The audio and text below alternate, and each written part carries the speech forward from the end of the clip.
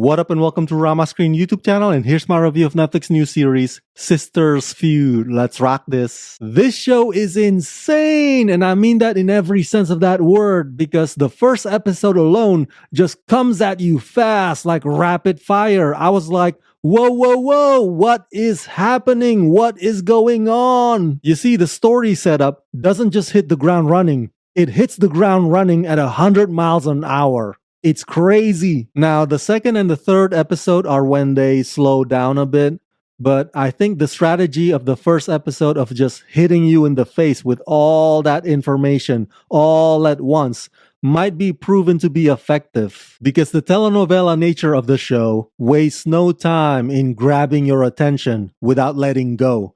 And now, after all that commotion, surely you gotta stick around because you wanna know what happens next, right? See? It totally works. Created by Jose Ignacio Valenzuela and produced by Mar Abierto and directed by Carlos Villegas, Sisters Feud tells the story of the confrontation between Perla and Antonia, two sisters divided by love and betrayal. After years of manipulation, Perla discovers that her daughter taken by Antonia is actually alive. Determined, she enters prison to save her, unleashing a vengeance that redefines her family and her destiny. A fierce struggle for justice and redemption ensues, with power and love at stake.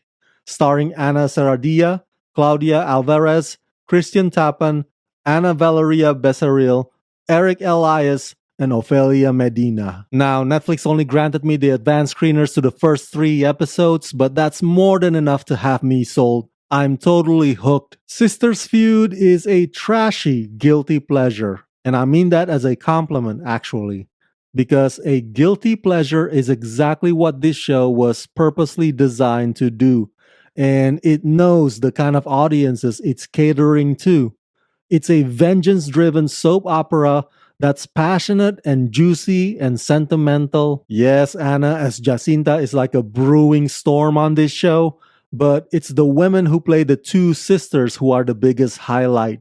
I mean, Antonia is the epitome of a stuck-up bitch, and Perla is the epitome of an oppressed victim. And both actresses embody these two emotionally wrecked individuals with such solid conviction. I can't keep my eyes off of them. There's actually a total of 20 episodes in this first season, so brace yourself for a pretty lengthy journey.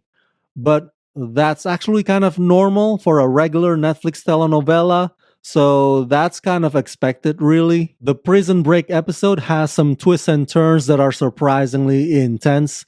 The narrative aims to make you can't wait for the vengeance to be fully realized, but they're not gonna give that to you so easily. Between the lost and found daughter and the terminally dying son, there are so many layers to go through that are dynamic and poignant and dun dun dun. You know what I mean. The pacing allows for each of the 3 main female characters to shine, whether they be a good person or bad.